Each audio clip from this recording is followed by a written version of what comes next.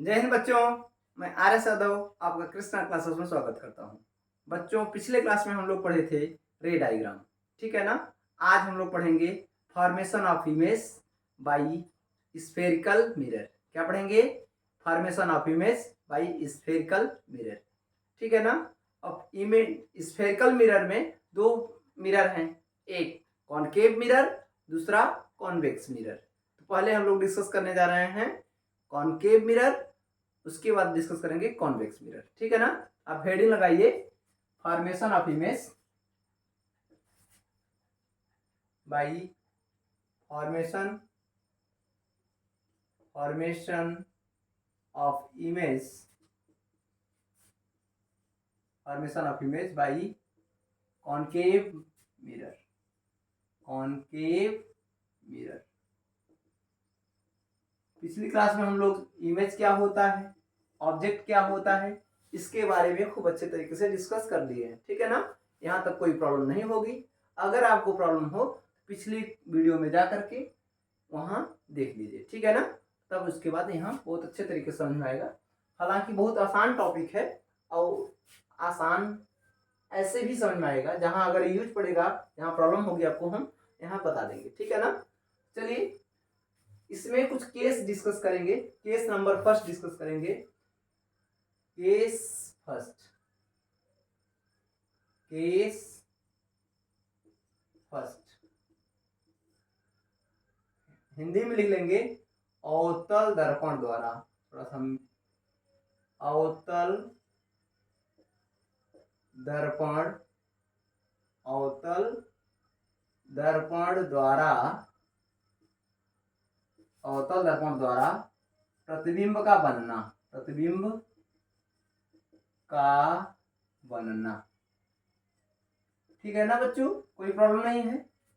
अवतल दर्पण द्वारा प्रतिबिंब का बनना, ठीक है ना।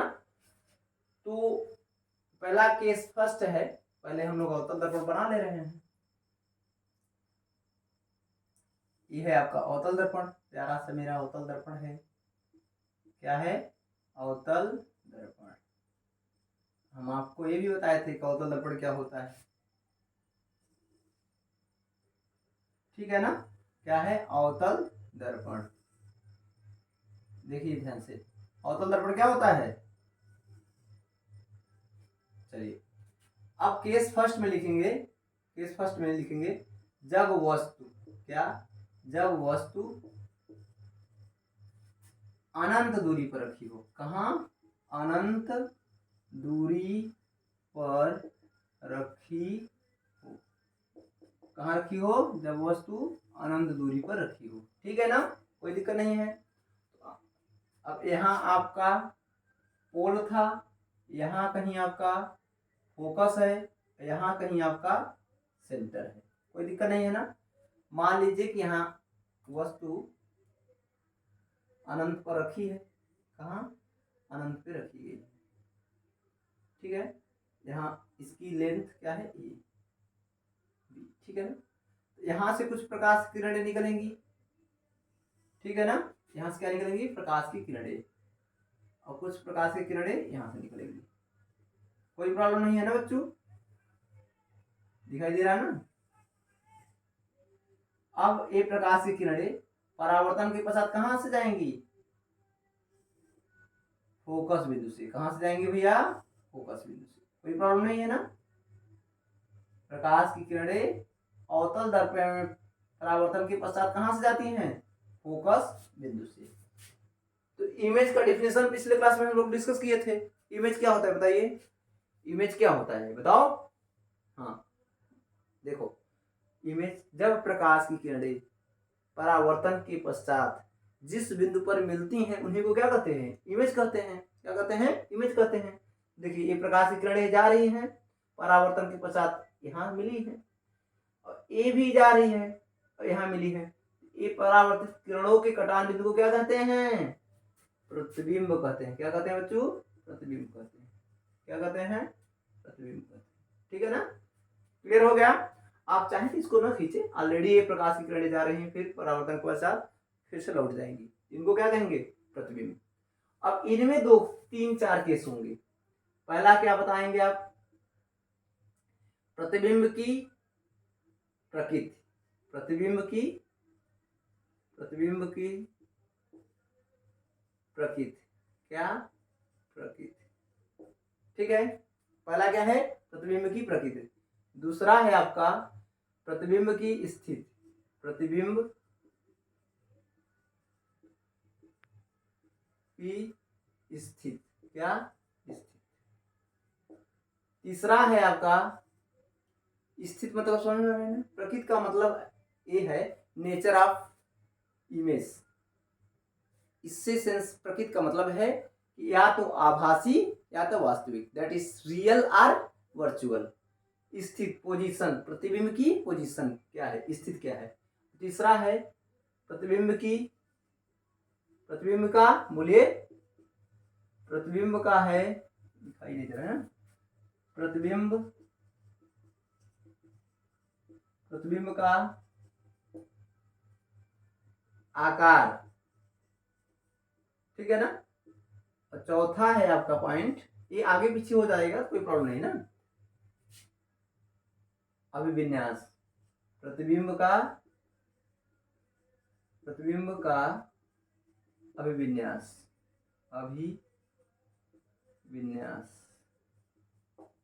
ठीक है बच्चों, कोई प्रॉब्लम नहीं है। अब देखिए पहले प्रतिबिंब की प्रकृति कैसा है, प्रतिबिंब का प्रकृति कैसा है। तो प्रतिबिंब की प्रकृति कैसा है? वास्तविक है, अर्थात परावर्तित किरणें वास्तव में किसी बिंदु पर मिल रही हैं। क्या लिखेंगे यहाँ? वास्तविक। क्या लिखेंगे? वास्तविक, दैट इज रियल।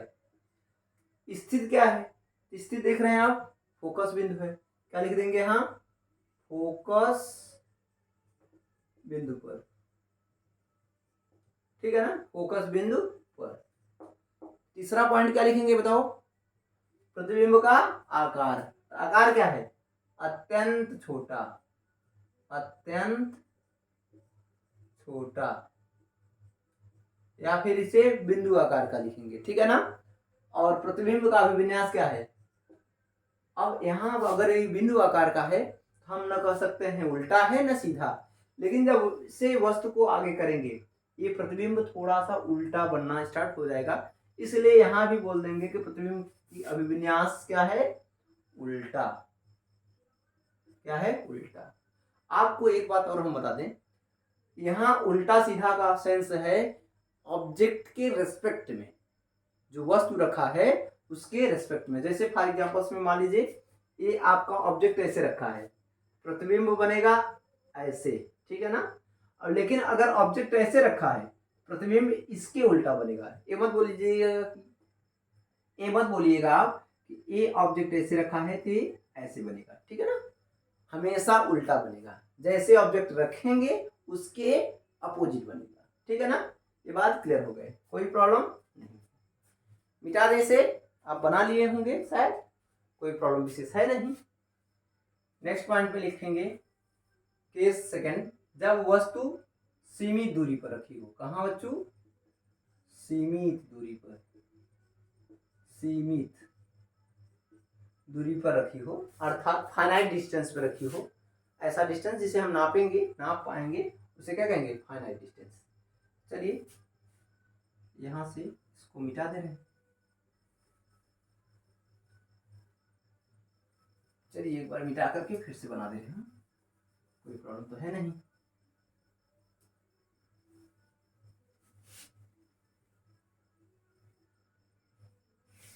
ये है ऑब्जेक्ट,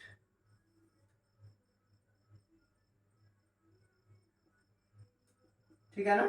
ये प्रिंसिपल एक्सिस आपका है, क्या है? Principal axis. यहाँ P बना है, यहाँ F है कुछ, यहाँ क्या है? C। अब कोई ऑब्जेक्ट यहाँ रखा है आपका, ऑब्जेक्ट यहाँ कोई A से B तक रखा है।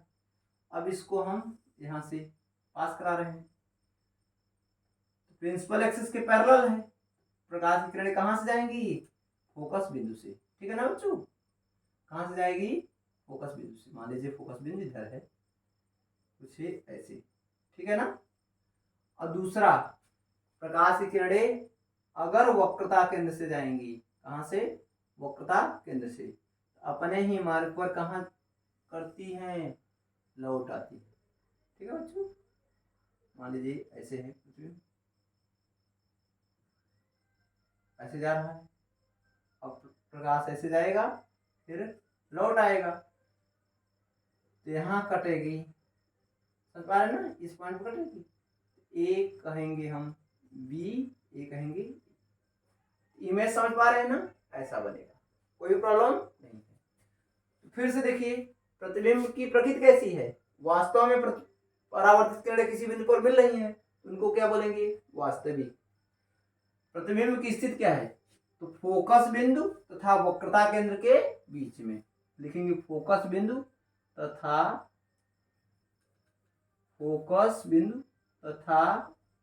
वक्रता, चलिए फिर से इसको थोड़ा सा हम सही कर दें, फोकस बिंदु तथा वक्रता केंद्र के बीच, ठीक है ना, फोकस बिंदु तथा वक्रता केंद्र के बीच, देख ले दिखाई दे रहा है कि नहीं,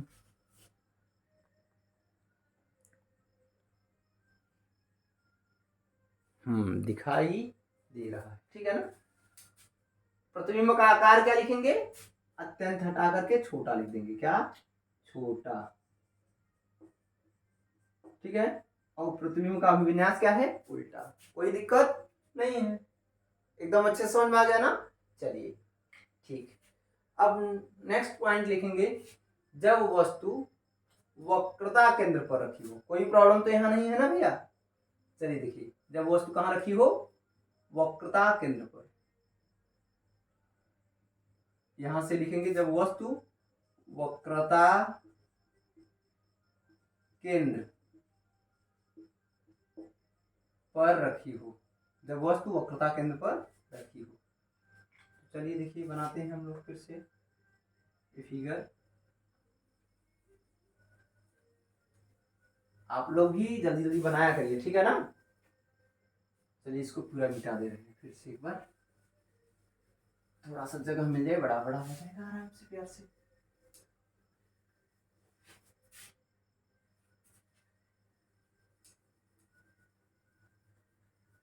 चलो देखो, अब ये हो जाएगा आपका दर्पण हो जाएगा, ठीक है ना। ये आपका प्रिंसिपल एक्सिस है, यहाँ आपका पोल होता है, यहाँ आपका फोकस बिंदु होता है, यहाँ आपका सेंटर होता है, ठीक है ना। थोड़ा सा और इधर रखें, ठीक है ना। अब यहाँ कोई ऑब्जेक्ट रखा होगा, ये ऐसे करके, ठीक है ना भैया। अब ये प्रतिबिंब ऐसे पास करेगी, दूसरा यहाँ से पास कराएंगे हम लोग, कहाँ से, ये ऐसे करके ना भैया, ये अब कहाँ काटेगा, ये ऐसा करेंगे हम लोग, ऐसे।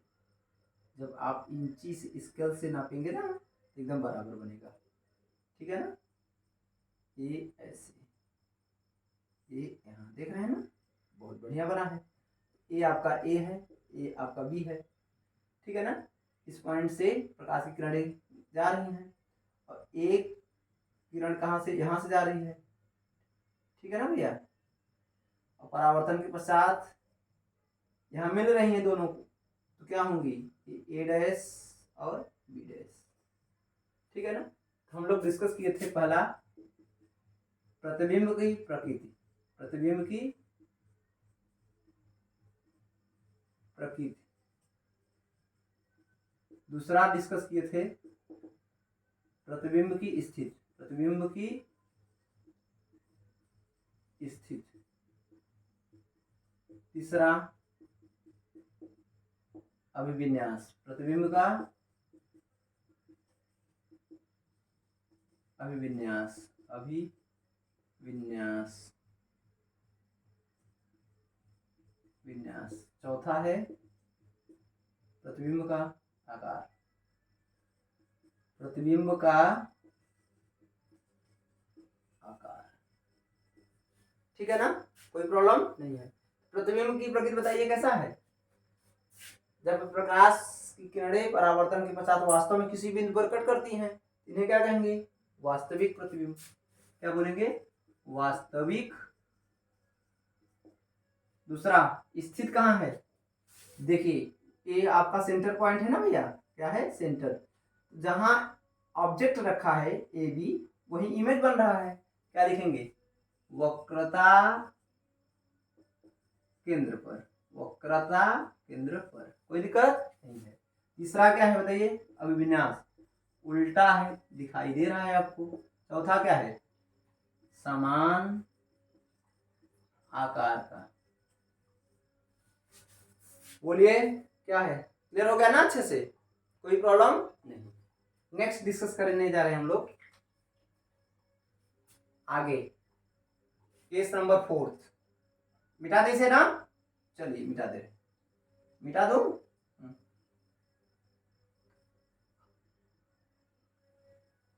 केस नंबर 4, यहाँ थोड़ा सा ध्यान दीजिएगा कि शायद हम लोग केस नंबर 3 था इसके पहले, अब 4 हो जाएगा ना भैया। और जब वस्तु वक्रता केंद्र तथा वक्रता केंद्र तथा फोकस बिंदु के बीच रखी हो,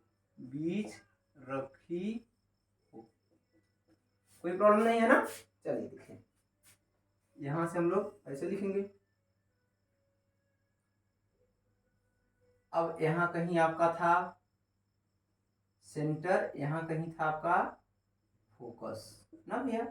अब बीच का मतलब यह है कि एक मिडिल पॉइंट नहीं है, बीच का मतलब क्या है, मिडिल पॉइंट नहीं है, कहीं भी ये फोकस और सेंटर के बीच में कहीं भी आप रख दीजिए, ठीक है ना। हम यहाँ रख दे रहे हैं, प्रकाश किरण ऐसे जा रही है, यहाँ से जाएंगी, और दूसरी प्रकाश की किरणें वो कथा फोकस बिंदु से जा रही है, कहाँ से, फोकस बिंदु से जा रही है, ठीक है ना। ये आपका है आप फोकस बिंदु, और यहाँ से मिलेंगी प्रकाश की किरणें।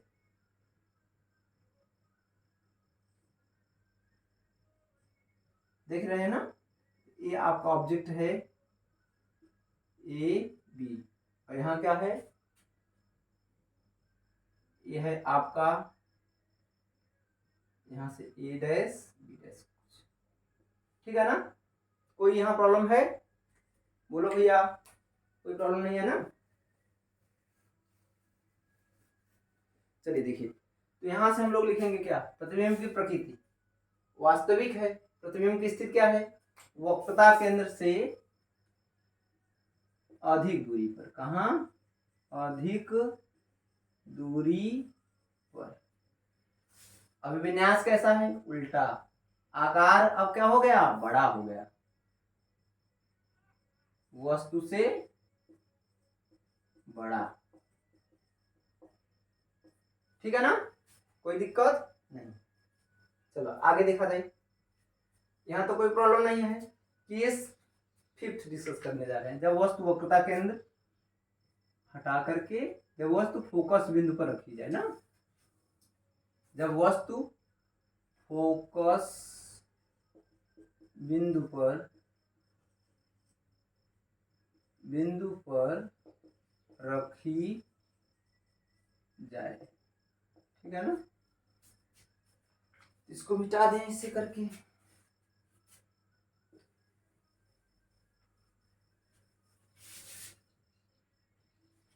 यहां से ये बना है आपका अवतल दर्पण, प्यारा सा, समझ में आ रहा है ना अच्छे से, हाँ समझिएगा।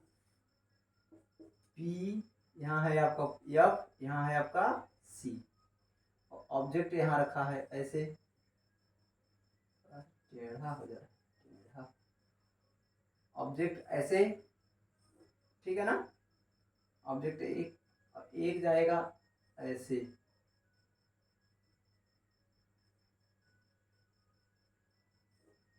ठीक है ना, आप देख रहे हैं ना, दोनों क्या हैं?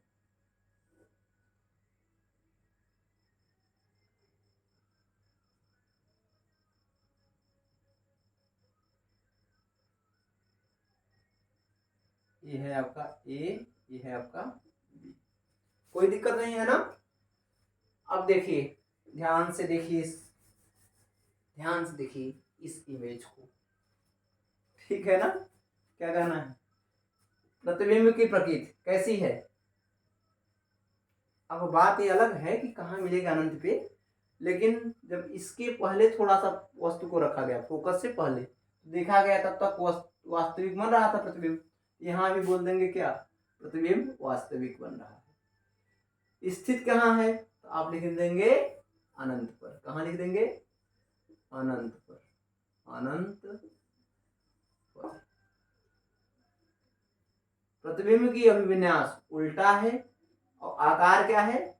बहुत बड़ा। लिख देंगे, क्या लिखेंगे? बहुत बड़ा।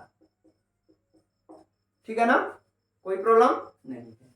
एक ये 5वां केस है ना भैया, लास्ट केस डिस्कस करने जा रहे हैं 6वां में। जब वस्तु, ये 5वां केस था, जब वस्तु फोकस बिंदु तथा ध्रुव के बीच रखी जाए।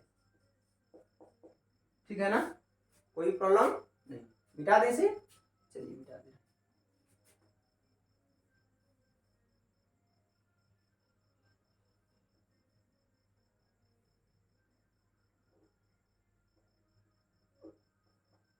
समझ में आ रहा ना? चलिए बहुत बढ़िया है, समझ में आ रहा है आप लोगों को।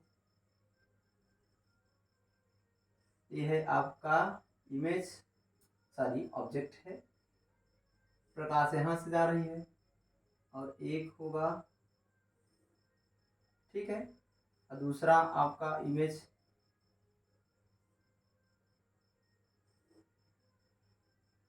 अब ए आगे डाइवर्ज हो रहा है। क्या हो रहा है? डाइवर्ज। देख रहे हैं ना आप लोग? क्या हो रहा है? डाइवर्ज। आगे कभी मिलेगा नहीं, पीछे इसको हम मिला देंगे। और एक केस आपका इंपॉर्टेंट है,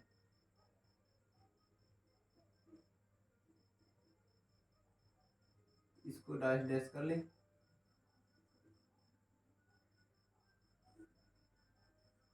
ये है आपका ए, ये है आपका बी। कोई प्रॉब्लम नहीं है ना? बोलो भैया, कोई प्रॉब्लम नहीं है। यहाँ लिखेंगे अब एक केस नंबर 6 है। केस नंबर 6 है, जब वस्तु फोकस बिंदु तथा ध्रुव के बीच रखी जाए, अर्थात फोकल पॉइंट एंड पोल के बीच में रखा जाए। तो प्रतिबिंब की प्रकृति इस बार बदल गई और कैसी हो गई? आभासी। कैसा हो गया? आभासी। ठीक है ना? देख लीजिए, ये आभासी प्रतिबिंब बना है। मान लीजिए इसे लिखते हैं। दूसरा कहाँ बना है? दर्पण के पीछे। दर्पण के पीछे। दर्पण के पीछे। तीसरा क्या है? सीधा। चौथा क्या है? बड़ा। बना लीजिए। ये पॉइंट इंपॉर्टेंट है, आप याद रखेंगे। ठीक है ना? यहाँ अच्छे से बना लीजिए, तब हम आपको एक साथ में बताएं कैसे करना है। देखिए प्रॉब्लम ये है कि हर एक केस में 6 केस, 4 केस है और टोटल हम 6 केस बनाए हैं, 24 केस बनेगा। तो ये याद करने में थोड़ी सी प्रॉब्लम होगी। हम आपको तरीका बता रहे हैं, एकदम आसानी से याद हो जाएगा। आसानी से ये याद हो जाएगा। इस केस को अभी छोड़ दीजिए। क्या करेंगे? इस केस को छोड़ दीजिए। इस केस को, इस केस का मतलब ये नहीं है, ठीक है, पढ़ने वाला केस है। ठीक है ना? तो देखो, तो इस केस को छोड़ दीजिए। पहले देखिए, अगर जब वस्तु फोकस बिंदु से इधर है, आपको इस केस को छोड़ करके ये बात हमेशा याद रखना है कि अगर कैसे देखना है कि दर्पण में, अवतल दर्पण में वस्तु फोकस तथा ध्रुव के बीच में तो नहीं रखी गई है। अगर वस्तु दर्पण और ध्रुव के बीच में रखी जाएगी तब प्रतिबिंब आभासी बनेगा। उसके बाद अगर कहीं भी वस्तु रखी गई है उस समय में वास्तविक बनेगा।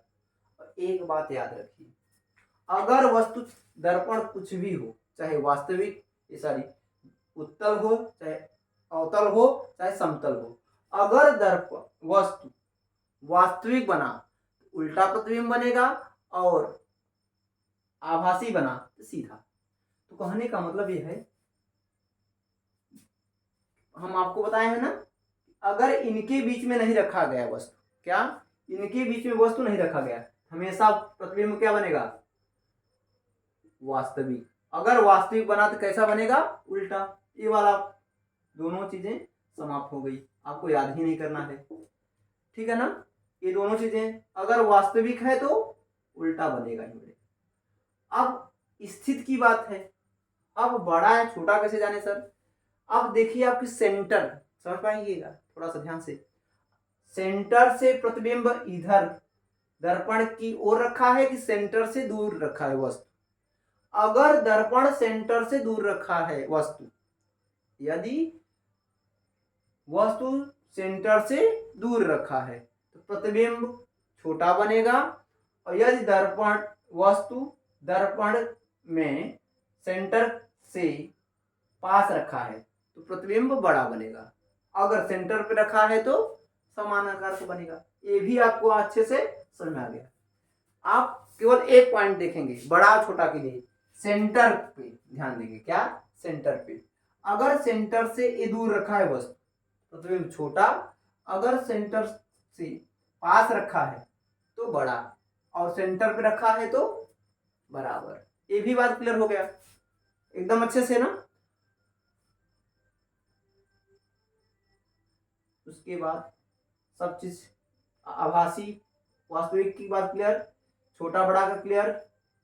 अब स्थान, जैसे जैसे वस्तु को दर्पण के पास ले आएंगे वैसे वैसे प्रतिबिंब दूर होता चला जाएगा। दर्पण के पास में वस्तु को ला रहे हैं, प्रतिबिंब दूर भाग रहा है। सेंटर पे जब दोनों समान स्थान पे मिलेंगे, फिर जब वस्तु इधर और पास में जाएगा प्रतिबिंब और दूर जाएगी। एकदम क्लियर हो गया ना ये भी बात। चलिए ठीक है,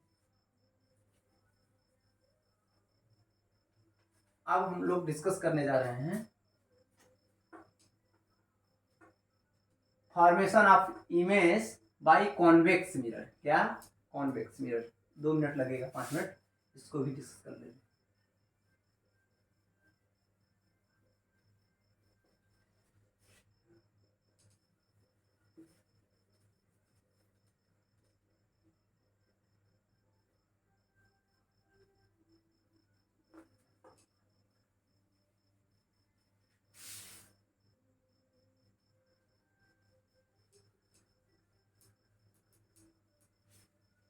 हेडिंग लगाएंगे आप लोग, formation of image, formation of image by convex mirror, formation of image by convex mirror.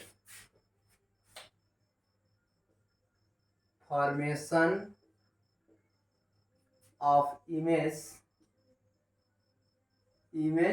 By convex mirror, formation of image by convex mirror. Convex mirror उत्तल दर्पण द्वारा, हिंदी में क्या बोलेंगे, उत्तल दर्पण द्वारा प्रतिबिंब का बनना, प्रतिबिंब का बनना। ठीक है ना बच्चों, उत्तल दर्पण द्वारा प्रतिबिंब का बनना। तो ये है आपका उत्तल दर्पण, ये क्या है, उत्तल दर्पण, ये क्या है, उत्तल दर्पण। ये आपकी प्रिंसिपल एक्सिस है। यहाँ इसको आगे बढ़ाएंगे जब हम, यहाँ कहीं आपका फोकस बिंदु आएगा, इसको और आगे बढ़ाएंगे। मान लीजिए यहाँ फोकस बिंदु बना रहे हैं, ये आपका फोकस बिंदु है, यहाँ कहीं आएगा आपका सेंटर। क्या बनेगा, सेंटर। ठीक है ना।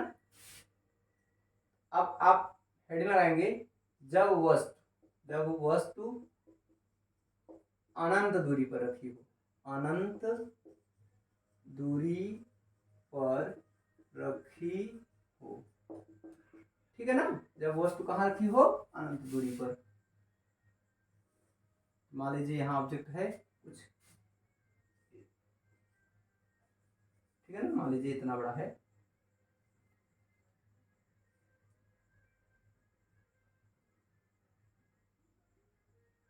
अब ए आपका ए बी है ना, प्रतिबिंब यहाँ जाएगा, कहाँ जाएगा प्रतिबिंब, वो सॉरी किरण इधर जाएगा, और परावर्तन के पश्चात ऐसा प्रतीत होता है कि प्रकाश की किरणें कहाँ से आ रही हैं, फोकस बिंदु से। इसको लिख देंगे इससे, ठीक है ना बच्चों। कोई प्रॉब्लम नहीं, ठीक है ना। अब एक किरण ए हो गया, दूसरा किरण ए, यहाँ अब आपको कभी भी मान लीजिए इसको इधर आगे बना दे, ये प्रकाश की किरण जा रही है और सेंटर से लौट जाएगी, ये दोनों कहाँ मिल रही हैं, सेंटर पे, सॉरी फोकस बिंदु पर। आगे कभी नहीं मिलेंगी, ये आगे कभी भी नहीं मिलेंगी, कहाँ मिल रही है ऐसा, सेंटर पे। हम लोग लिखेंगे वहीं केस फर्स्ट में, प्रतिबिंब की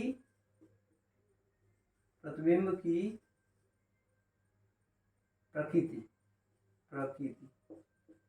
क्या लिखेंगे, आभासी, कैसा है, आभासी, ठीक है ना। दूसरा बात, आकार, प्रतिबिंब का आकार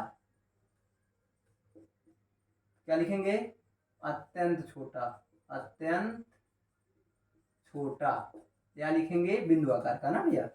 और तीसरा लिखेंगे प्रतिबिंब की स्थिति, क्या लिखेंगे, स्थिति, डैश डैश का मतलब कि प्रतिबिंब की, ठीक है। स्थिति मतलब फोकस बिंदु पर, फोकस बिंदु पर। और चौथा है अभिविन्यास, क्या, प्रतिबिंब का अभिविन्यास,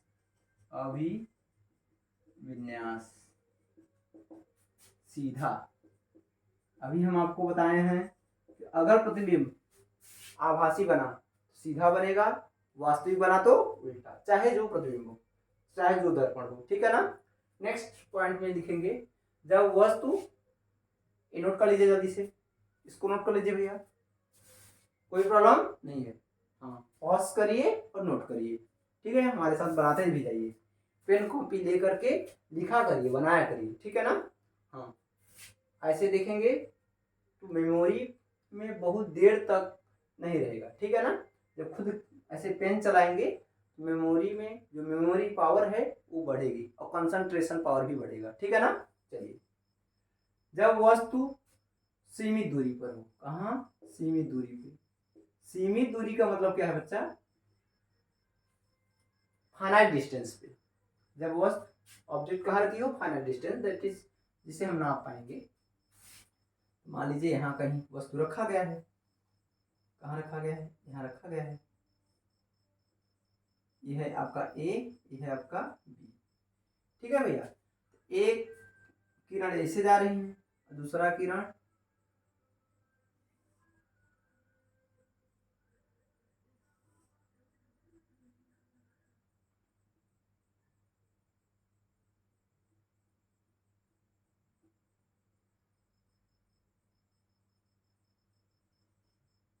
देखिए यहाँ बनना है ना, ये आपका ए है, ये आपका बी है, ए डैश बी डैश, कोई दिक्कत नहीं है ना, कोई प्रॉब्लम नहीं है।